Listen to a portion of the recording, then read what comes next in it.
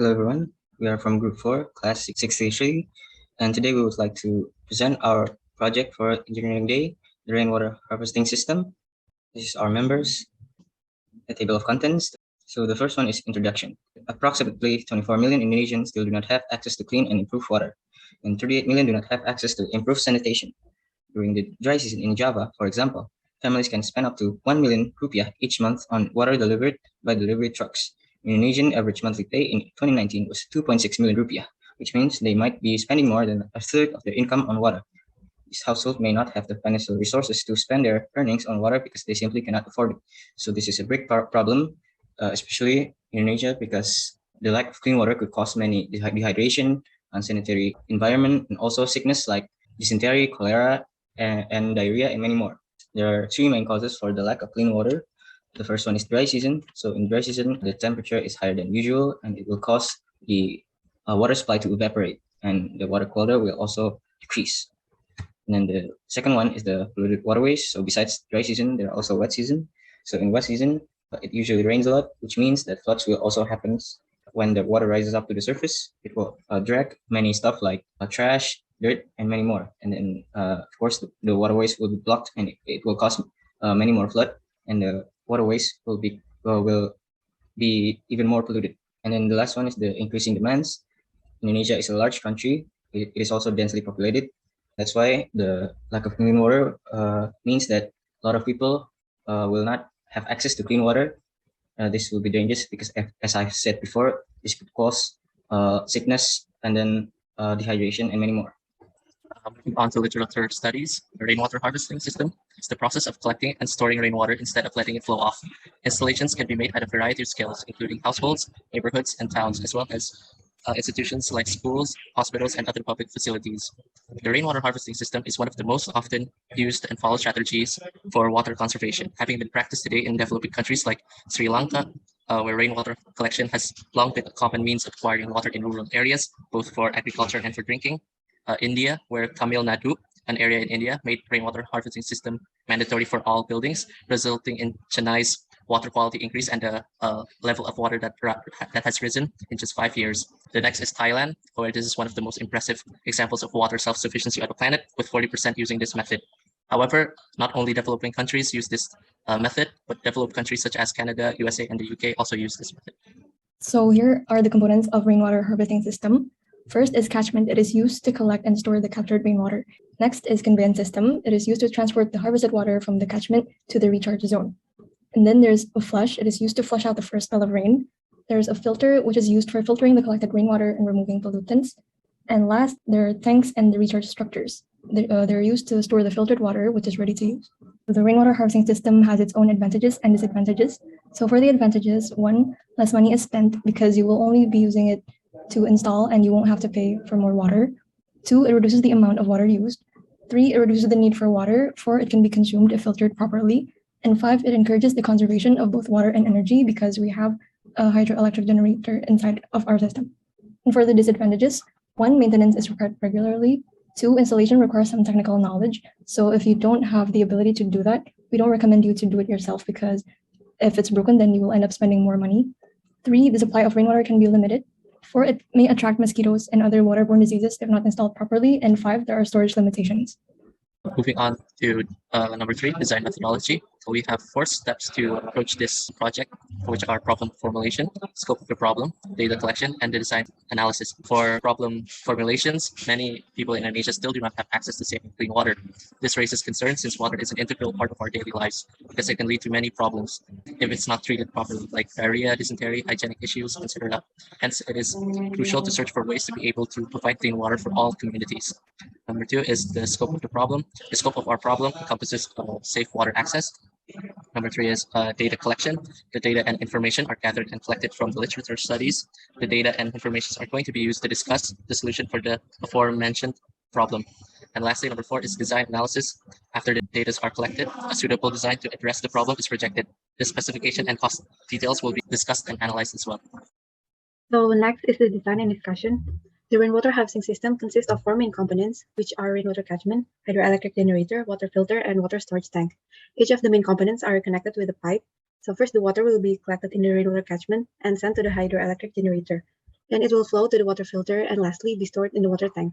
So this is our initial design, the rainwater harvesting schematic. There are five main components. The first one is the rain collector. It is used to collect and store the captured rainwater. And the second one is the piping. It is used to transport the harvested water from the catchment to the recharge zone. And the third one is the storage tank. It is used to store the filtered water. The fourth one is the filter, used to filter the water. And then the last one, the outlet for the clean and filtered water. This is our design sketch. The water will be collected at the water collector 1 and 2, and then water will flow to the valve and then flow to the hydroelectric generator where it will produce electric energy, and then the water will then be sent to the filter where it will be purified and any residue from the filtration process will be sent out. And then the purified water will be stored in the water storage where it will be then sent out to the clean water outlet if it wants to be used.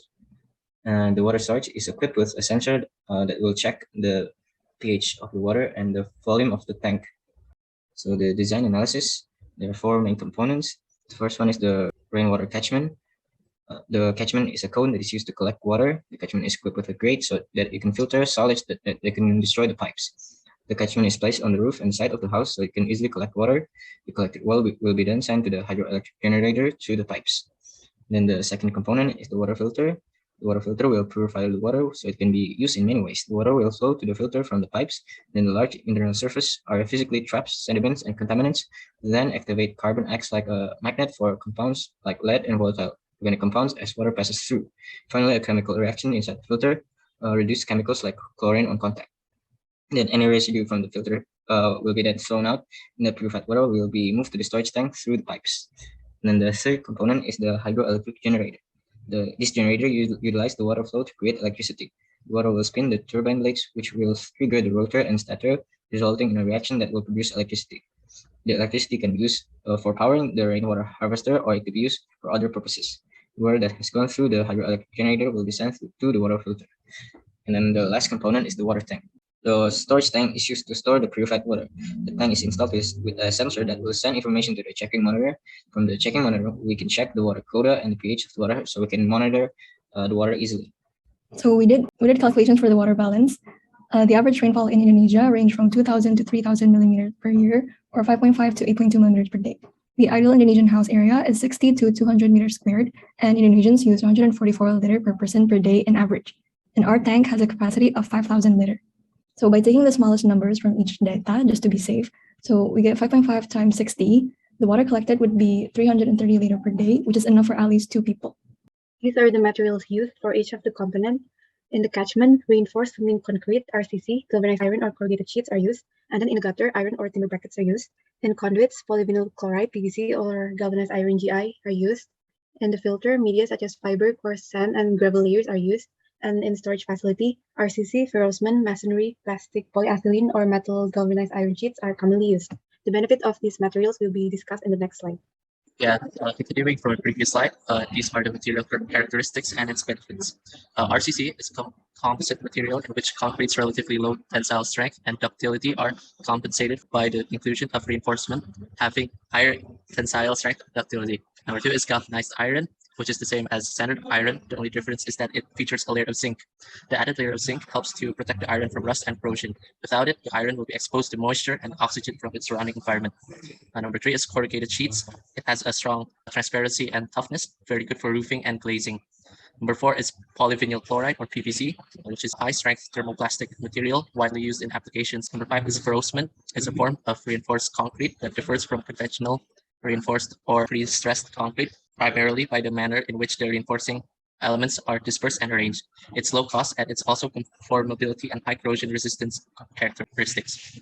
Number 6 is masonry, which is a material that has design flexibility, variety of textures, structural strength, mold resistance, durability, low maintenance, and design cost. Finally is polyethylene, which offers excellent chemical and impact resistance, electrical properties, and low coefficient of friction. It is considered a dielectric material. So now I'm going to go over the cost estimates of installing the rainwater harvesting system. So the cost of buying and installing the components needed to make a rainwater harvesting system mainly depends on the type of system and the materials that are needed to make the system. In the US, the national average cost of installing a rainwater harvesting system can range anywhere between $1,000 to $3,500. So as you can see from the table, the price of some of the components vary depending on the size of the component and the type of material that is being used. And in the US, homeowners can expect to pay an average of $2,500 to install a rainwater harvesting system. which is around 36 million rupiah if it's converted. However, since the cost of living in Indonesia is much cheaper, the price of materials become less pricey and much more affordable. So this is the cost of the prices in Indonesia, and there are some additional costs for the additional components to further improve the quality of the water. So as you can see from the table above, there's a drastic difference in the price in Indonesia compared to the US. A homeowner in Indonesia can be expected to pay around 3 million rupiah to install a basic rainwater harvesting system, and with the addition of the additional components, they could pay around a total of 4 million rupiah. To conclude, with the rapid population growth in Indonesia, access to clean and affordable water has been increasingly difficult. The solution that our group proposed is the rainwater harvesting system. The rainwater harvesting system has a wide variety of uses, from basic household tasks up until human consumption. This method has been practiced for thousands of years and is still being used by countries like India, Sri Lanka, USA, UK, Canada, Thailand, and many more. Since it has already been proven to be very effective in many countries, we think that the rainwater harvesting system can be very beneficial for Indonesia. These are the sources that we used. So before we close our presentation, we would like to show our animation.